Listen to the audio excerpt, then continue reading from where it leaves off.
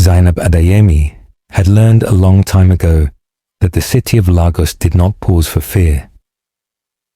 It was nearly 9:40 p.m. along the Aja-Lekki axis, and the road was alive in its usual careless way. Buses honking, hawkers shouting, music spilling from roadside bars. To everyone else, it was just another night. To Zainab, it felt wrong. She walked faster, her worn flats slapping softly against the pavement. Her cleaning shift at Victoria Island had ended late again. The office floors were spotless, the glass walls gleaming, yet her mind was unsettled. She kept replaying the same thought. Someone had been watching her. At first, she told herself she was imagining things. Poor people always imagine danger, she reasoned. Fear becomes a habit when life is uncertain. But tonight, the feeling refused to fade. She sensed it again. Footsteps behind her. Not close, not far, just consistent. Zainab tightened her grip on her small handbag and adjusted her scarf. She did not turn. She had learned another lesson early in life. Panic makes predators bolder. She crossed the road. The footsteps crossed too. Her heart began to pound. She quickened her pace. So did the steps. When she finally glanced at a dark shop window, using the reflection instead of turning her head, what she saw made her stomach drop. Two men, big, intentional, not drunk, not lost, focused. Zainab's breath caught. This is not coincidence. She turned sharply into a side street, pretending confidence. The street was shorter than she expected. No open shops, no security lights. Just a black car parked ahead, its engine idling softly. Her chest tightened. Behind her, the footsteps grew louder. "Catch her," a voice barked. That was when fear took over. Zainab ran. Her legs burned as she burst back onto the main road, heart hammering so violently it drowned out the noise of traffic.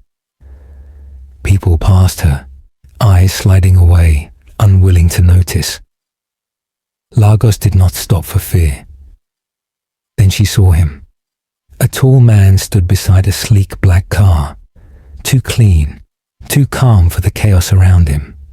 He looked out of place, dressed in a tailored suit, checking his phone like the world posed no threat to him. Zainab didn't think. She couldn't. She grabbed the front of his suit jacket and kissed him.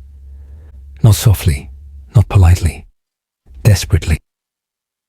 Her hands trembled as she pressed herself close, her lips screaming the lie her mouth could not say.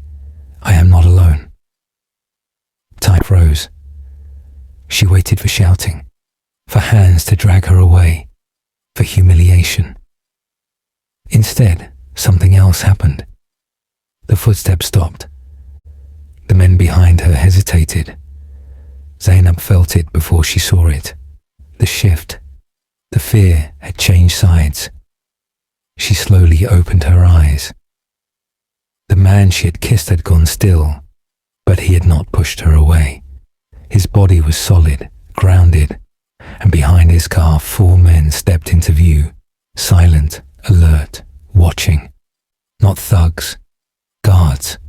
The 2 men who had chased her exchanged a look, muttered something under their breath and backed away.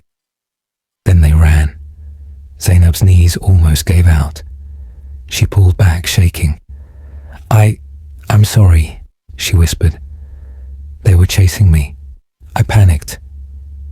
The man looked at her, not with anger, not with mockery, but with sharp, unsettling calm. "You did the right thing," he said quietly. For the first time that night, Zainab felt something unfamiliar. Safety. Zainab pulled away slowly, her whole body trembling now that the chase had ended. The night air felt colder against her skin. Around them, Lagos continued, as if nothing had happened. Cars sped past. Laughter floated from a nearby bar, bus conductor shouted destinations. No one noticed how close she had come to disappearing. "I'm sorry," she said again, her voice unsteady. "I didn't mean to, I just..." The man finally moved, not away from her, closer, but not in the way that frightened her. He placed one steady hand on her waist, firm enough to ground her, gentle enough not to trap her. Zainab froze, unsure whether to pull back or stay still. "Breathe," he said quietly. "You're shaking." His voice was calm, controlled, the kind of voice that did not rise even when danger did. Zainab obeyed without realizing it, inhaling shakily, exhaling slower. Behind him, the four men she had seen earlier spread out subtly, scanning the street. One spoke softly into an earpiece. Another positioned himself where he could see the road behind them. This is not normal, Zainab thought. This man is not normal. "Are you hurt?" he asked. She shook her head quickly. "No, just scared." His eyes studied her face, not in a way that undressed her, but in a way that assessed. Like he was cataloguing details she didn't know mattered.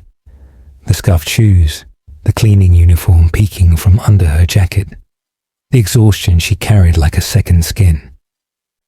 "They tried to take you," he said, not as a question. Zainab swallowed. "Yes." "And you ran here?" "Yes." "And the first thing you thought to do was kiss a stranger?" Her cheeks burned. "I didn't have time to think." One corner of his mouth lifted slightly. Not a smile, more like acknowledgement. "Instinct," he said. "It saves lives more often than courage." She stared at him, surprised. No one had ever framed her fear as intelligence before. One of the men behind him stepped closer. "Sir, the area's clear for now." The man nodded once, then looked back at Zainab. "What's your name?" "Zainab," she replied softly. "Zainab," he repeated, as if testing how it sounded. "I'm Darius." Something about the way he said his name carried weight, not pride, authority. She glanced at the black car beside him, polished, armored-looking, nothing like the taxis she struggled to afford. "They stopped because of you," she said quietly. "Didn't they?" Darius followed her gaze. "They stopped because they thought you were protected." "Am I?" she asked before she could stop herself. His eyes met hers, steady and unreadable. "For now," he said. "Yes." Her heart skipped, not with romance, but with realization. This night isn't over. She took a small step back. "Thank you," she said. "But I should go. My place isn't far." Darius didn't move to block her, but his voice hardened just enough to make her pause. "Those men didn't follow you by accident," he said. "And people who test a victim once often come back when they think no one is watching." Fear crept back into her chest. "You shouldn't be alone tonight," he added. Zainab hesitated. Every lesson she had ever learned screamed at her not to trust men with power, cars, and calm voices. Yet the street behind her felt darker than the unknown ahead. Darius held her gaze. "I won't force you," he said. "But if you walk away now, you'll be walking back into their reach." Zainab realized something then. This man wasn't trying to own her fear. He was trying to contain it.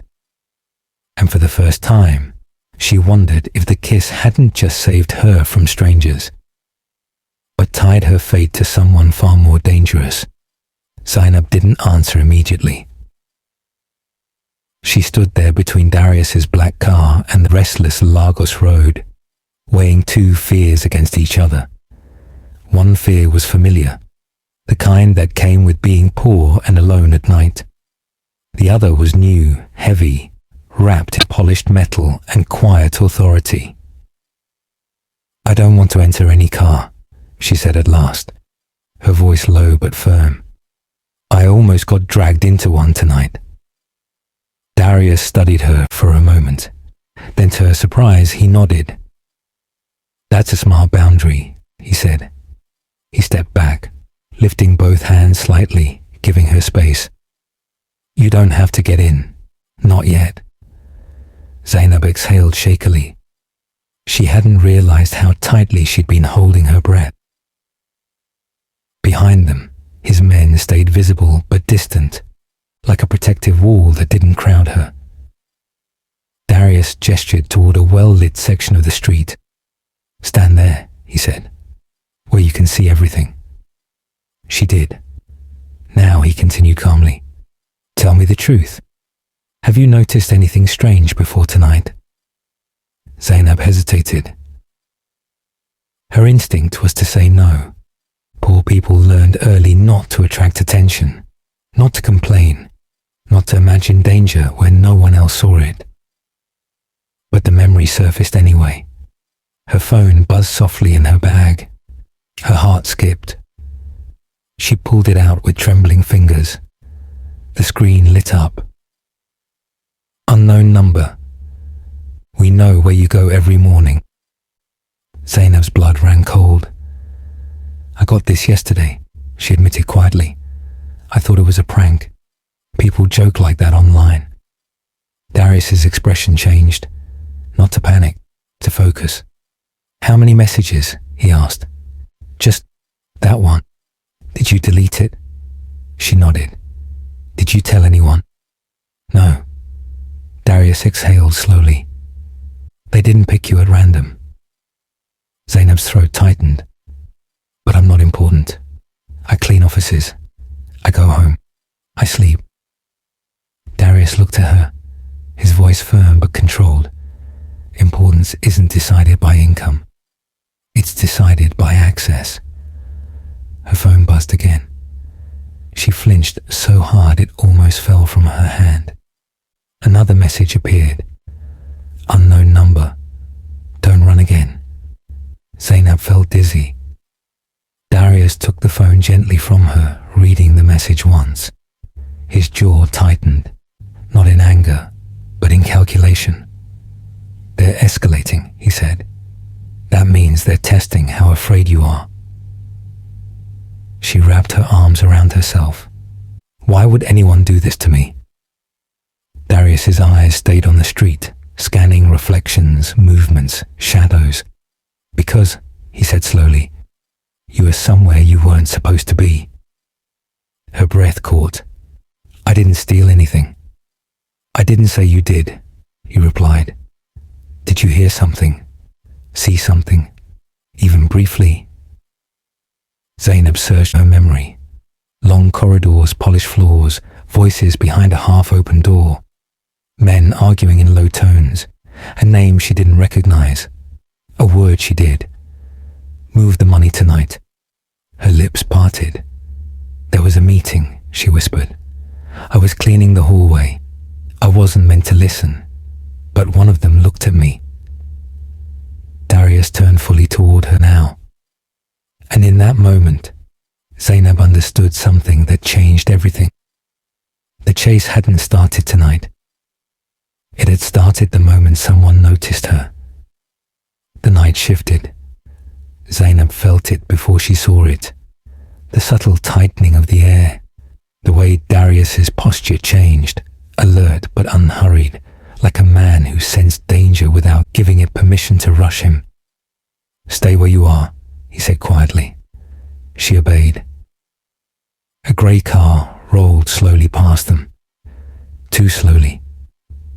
Its windows were dark, its engine humming low, patient. It didn't belong to the chaos of Arja traffic. It moved like it was looking for something it already knew it would find. Zainab's heart slammed against her ribs. "That's it," she whispered. "That's the car." The grey car reached the end of the street, then stopped. It reversed slightly and rolled forward again. Darius's men stepped closer at once, positioning himself just ahead of Zainab. Another raised his hand subtly, speaking into an earpiece. No shouting, no panic, just controlled readiness. The grey car's window slid down halfway. Zainab saw a hand holding a phone, recording. Her knees weakened. "They're watching us." "I know," Darius replied calmly. He took one step forward, placing himself fully between her and the car. His presence alone changed the balance of the moment, like a door being quietly locked. The phone remained raised. The driver laughed, low and careless. "Who are you supposed to be?" Darius didn't raise his voice. "I'm the man you should stop following," he said evenly. The laughter faltered. Darius glanced at his wristwatch, then back at the car. "You have 10 seconds to leave this street," he added, his tone polite, almost bored. "And never look for her again." Zainab's breath caught.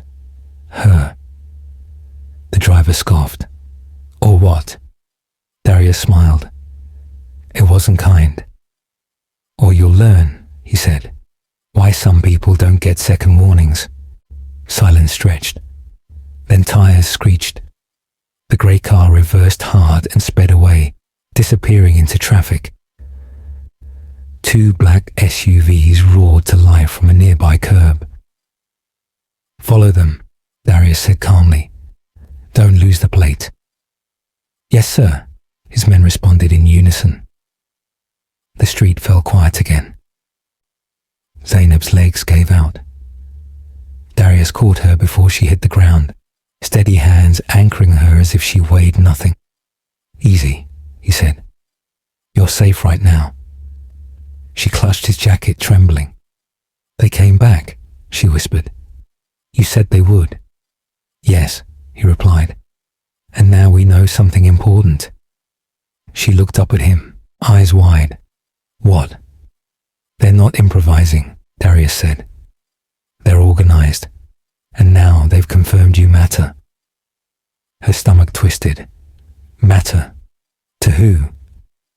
Darius helped her sit on the edge of his car, crouching in front of her so they were eye level. His voice softened, but only slightly. "To people who don't like witnesses," he said, "and don't forgive mistakes." Zainab hugged herself, the truth settling in painfully. Running home would not save her. The street that didn't care had handed her back to danger.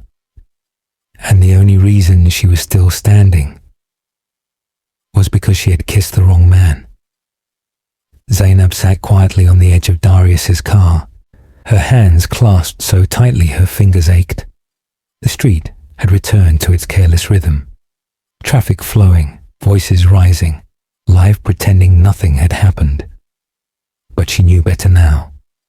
"Zainab," Darius said gently, "look at me." She did. "What happens next depends on the decision you make," he continued, "not a rushed one, a clear one." She swallowed.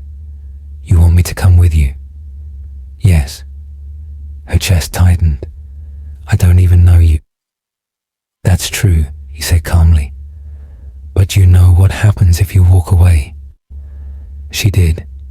She had felt at it in her bones the moment the grey car returned. Fear was no longer a shadow, it had teeth. "I don't have money for hotels," she said quietly, hating how small her voice sounded. Darius's eyes narrowed slightly, not in irritation, but in offense at the idea itself. "You won't pay for anything," he said. "This isn't charity, it's security." "Why?" she asked. "Why would you do all this for me?" For the first time, Darius hesitated. Then he said, "Because people who get chased without understanding why usually disappear, and because I don't ignore patterns."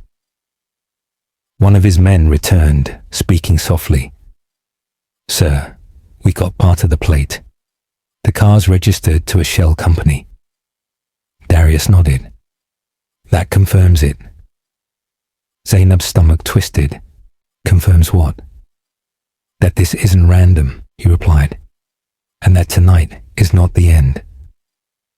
She looked down at her hands. The thought of returning to her one-room apartment, thin walls, broken locks, no witnesses, made her chest tighten painfully. If I come with you, she said slowly, will I be trapped? Darius answered without hesitation. No, you'll be protected. There's a difference. She searched his face for lies and found none, only certainty. Just for tonight, she whispered. Darius nodded. Just tonight. He opened the passenger door and stepped back, giving her space. No pressure, no force. Zainab took one last look at the street, the road that had almost swallowed her whole. Then she stepped inside the car. As the door closed and the engine hummed to life, something shifted deep inside her. Not relief. Finality. They drove in silence, passing through brighter roads, then quieter ones. Eventually, tall gates appeared ahead, iron, heavy, watched. The gate opened. Zainab's breath caught as they entered Hillcrest gated estate. Ikoyi, lights glowing softly, security cameras tracking their movement, guards standing alert. The gate shut behind them with a deep, echoing sound. Zainab hugged herself as the reality settled in. She hadn't just escaped danger. She had crossed into it from the inside. Hillcrest estate was quiet in a way Zainab had never known. Not the quiet of power outages or sleeping neighborhoods, but the controlled silence of money and preparation. As the car rolled deeper into the compound, security lights flicked on gently, cameras following their movement like watchful eyes. Darius parked near the main entrance of a wide, white mansion. The engine went off. Silence settled again. Welcome, he said evenly, to where nothing enters without permission. Zainab nodded, unsure whether to feel relieved or trapped. Inside, the house was spotless, too spotless. The floors reflected the lights above. The air smelled faintly of polish and calm. A woman in uniform approached, her expression warm but professional. Sir, she said, is everything all right? Yes, Darius replied. Prepare a room. Our guest will stay tonight. Zainab flinched at the word guest. It sounded polite, but it carried weight. Upstairs, the room she was shown was larger than her entire apartment. Soft bed, clean sheets, bathroom that looked like it belonged in a hotel. She stood in the doorway, suddenly overwhelmed. This is too much, she whispered. It's temporary, Darius said. Lock the door if you want. No one comes in without your say. When he left, the door closed quietly behind him. Zainab sat on the edge of the bed, her heart racing again. Safety shouldn't feel like this, like being removed from the world she knew. She lay back and stared at the ceiling, replaying everything. The chase, the kiss, the grey car, Darius's calm voice. A knock came at the door. Her body tensed instantly. It's me, Darius said from outside. Just checking.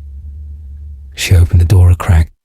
He stood there alone, hands relaxed at his sides. Thank you, she said softly, for not treating me like a problem. He studied her for a moment. You're not the problem, he said. You're the evidence. After he left, Zainab locked the door. Sleep did not come easily. Every sound, footsteps, a distant door, the hum of generators, made her heart jump. Eventually, she rose to get water and paused near the staircase when voices drifted up from below. If they realize who she is, someone said quietly, they'll use her. Darius's voice answered, low and firm. They already tried. Zainab's breath caught. She retreated to her room, locking the door again, her hands shaking. Morning arrived too quickly. At breakfast, Darius spoke carefully. My team checked your phone records, he said. There were more messages. They've been watching you for weeks. Her spoon froze mid-air. Weeks.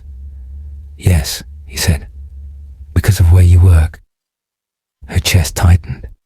I don't know anything. I believe you, he replied. But belief doesn't stop people like them. Her phone buzzed on the table. An unknown number. She read the message and felt the blood drain from her face. We know where you slept last night. Outside, an engine roared near the gate. Too early, too loud. Darius stood at once. Security. Zainab's hands trembled as the truth settled in, heavy and cold. The danger hadn't stopped at the gate. It had followed her inside. The sound came like a wrong note in a quiet song. Metal slammed against metal, hard, deliberate, followed by shouting and the sharp crackle of radios. Zainab flinched as Darius moved instantly, his calm snapping into command. Inner wing, now, he said. He didn't pull her. He guided her, one hand firm at her back, another already signaling his security team. Men moved with precision, not panic. Doors sealed. Cameras fed live images onto screens along the corridor. At the far end of the estate, a delivery truck sat skewed against the outer gate, its hood crushed. The driver was gone. A test, Mr. Adeyemi said, voice clipped. They wanted response time and confirmation. Confirmed, Darius replied. Lock the perimeter. Zainab's chest tightened. They wanted to know if I was here. And now they knew. She was moved into a windowless room, clean, quiet, guarded.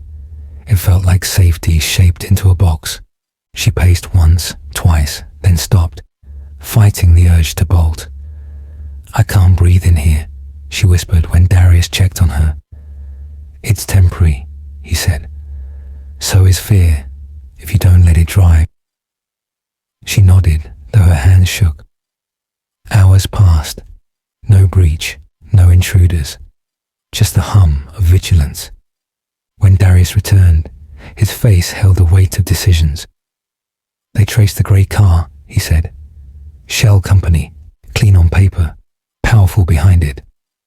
Zainab swallowed. So this doesn't end? No, he said honestly. It changes. She met his eyes. Because of me? Because of what you saw, he corrected. And because they think you're leverage. Her phone buzzed again. She didn't look. He did. You think he can protect you forever? You kissed the wrong man. The words felt like a hand closing around her throat. If they know who you are, she asked softly, won't they use me against you? Darius didn't answer right away, and that silence told her more than comfort ever could. Outside, the guards resumed their steady patrol. Inside, Zainab understood the lesson the night was teaching her, one that was as educational as it was cruel. Danger doesn't end when you find protection. It learns, it adapts, and it waits. Zainab sat on the edge of the bed long after midnight, hugging her knees, listening to the quiet march of guards outside the inner wing. Safety had a sound here, measured footsteps, radios murmuring, doors that closed with certainty. Yet her chest felt tight, as if the walls were leaning in. Sleep refused to come. When Darius returned, he didn't speak at first. He simply sat across from her, giving her time. That, more than anything, loosened the knot inside her. You asked me earlier, he said softly, if you knew anything. I need you to try again. She swallowed. I told you everything. I believe you, he said. But fear hides details. Calm brings them back. Zainab closed her eyes. She went back to the corridor on Victoria Island. The gleam of glass, the scent of polish, the low hum of air conditioning. She remembered pausing near a half-open door, annoyed at herself for lingering. She remembered voices, angry, urgent. Move it tonight. No paper trail. If anyone saw Hairbreadth hitched. There was a word, she whispered. A name. Darius leaned forward. Which name? She shook her head, frustrated. I don't know the man. But the place. Someone said marina. And containers. And before the audit. The room went very still. That's enough, Darius said quietly. That's more than enough. Zainab's eyes flew open. I didn't mean to listen. I swear. I know, he replied. But they don't care about intent. Only exposure. She felt the truth settle like cold rain. The reason she mattered wasn't her face, or her fear, or even the kiss. It was her memory. Her phone buzzed again. She didn't look this time. Darius did. Last chance. Leave him and we stop. Zainab's voice shook. They want me to disappear. They want control, Darius said. And you're the variable they can't predict. She stared at her hands, the same hands that cleaned floors no one noticed. What happens now? He stood. Now we decide who gets to be afraid. Zainab rose too, steadier than she expected. In that moment, she learned something she would never forget. Knowledge is power, even when it's accidental. And once you have it, you don't get to pretend you don't. Morning broke over Hillcrest Estate without ceremony. No birds, no sunlight through windows, just briefings, quiet movement, and the low certainty that the night had changed the rules. Darius stood at the glass wall of his study, tablet in hand, eyes scanning live feeds from across the city. Zainab watched him from the chair he had insisted she take, close enough to hear, far enough not to feel trapped. We stop reacting, he said at last. Reaction gives them rhythm. Mr. Adekunle nodded. We move first. Zainab's heart thudded. Move. How? Darius turned to her. By making you harder to predict than they are. She blinked. I clean offices. I don't fight criminals. You observe, he replied. You remember. And you stayed calm when fear wanted to own you. Those are skills. No one had ever framed her survival that way. They reviewed timelines, messages, routes, the grey car's patterns. Darius explained without condescension, turning danger into lessons, how surveillance works, why intimidation escalates, how criminals probe for weakness before striking. This is educational, he said. Once you understand the game, it loses some power.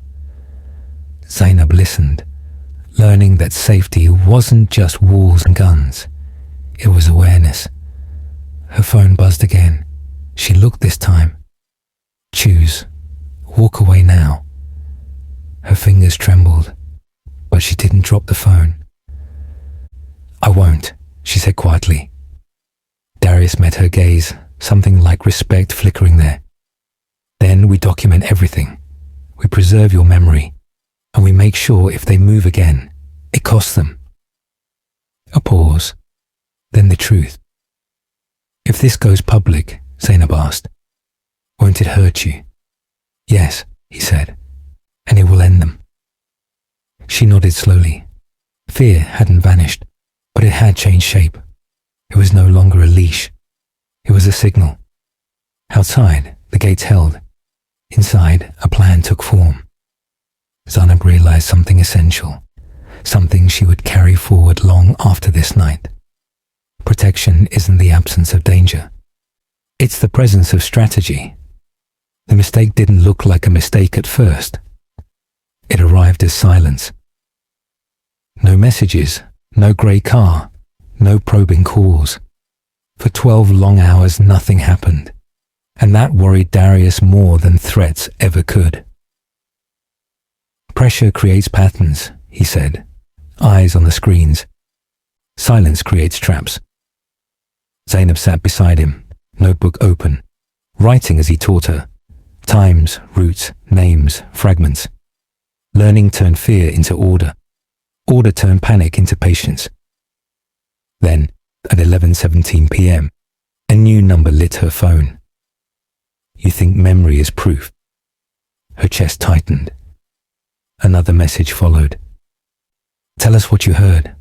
We'll make this end. Zainab looked up. They want me to talk. They want you to guess, Darius replied. That's the mistake. He nodded to Mr. Adeyemi. Record everything. Zainab typed carefully, choosing words the way she cleaned floors. Methodical, exact. I heard marina. Containers. Before the audit. The response came too fast. Which dock? Darius's eyes sharpened. There. Zainab didn't answer. She waited. Which dock? We can protect you. Darius smiled thinly. They just confirmed it.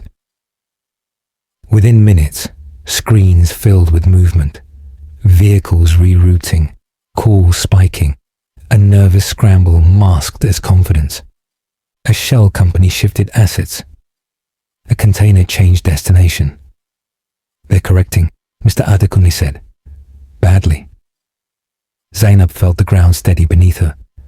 So, they slipped. Yes, Darius said. Because they thought you were alone. Her phone buzzed again. Wrong choice. Outside, engines flared near the perimeter. Loud, intentional. A show, not an attack. Intimidation, Darius said. They're bleeding time.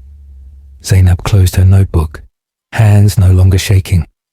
She understood the lesson now, the educational truth buried beneath the fear. Predators hate witnesses not because they talk, but because they remember. She looked at Darius. What happens next? He met her gaze. Next, we let the truth catch up to them. The ultimatum arrived at dawn.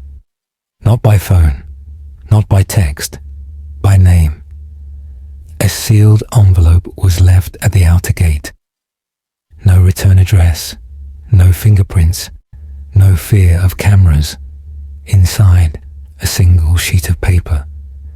Zainab Adeyemi. Walk away today. Her hands tightened as she read the final line. Or we remind you what poverty costs. Silence filled the room. Darius didn't raise his voice. He didn't tear the letter. He read it once, folded it carefully, and placed it on the table. They've escalated to identity, he said. That's desperation. Zainab felt the old fear stir, but it didn't own her anymore. They think my life is small, she said, that they can price it. They're wrong, Darius replied, but they'll prove it if we let them.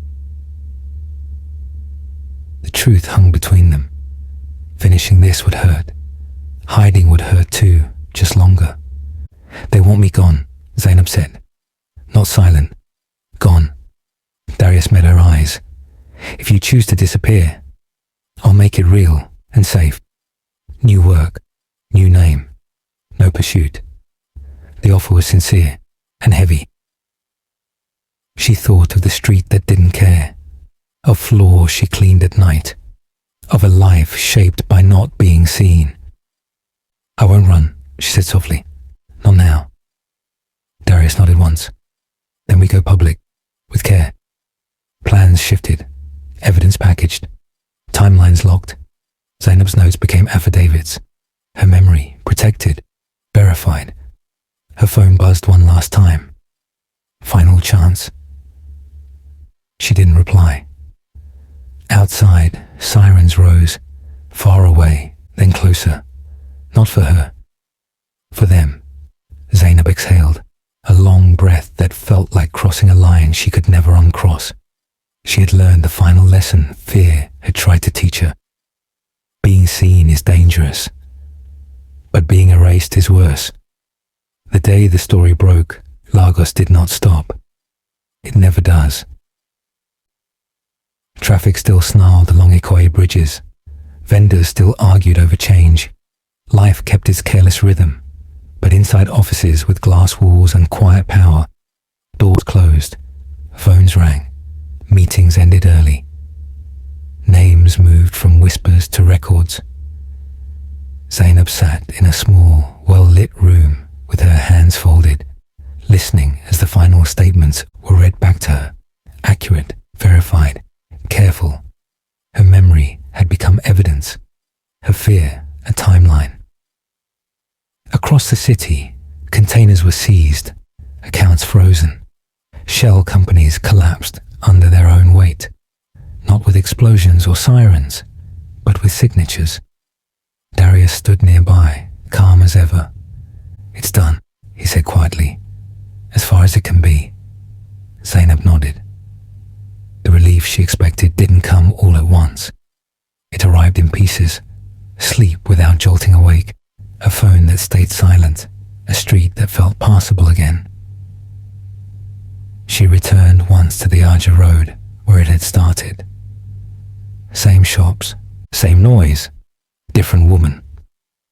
Later, in the quiet of Hillcrest Estate, she thanked Darius the only way that felt true.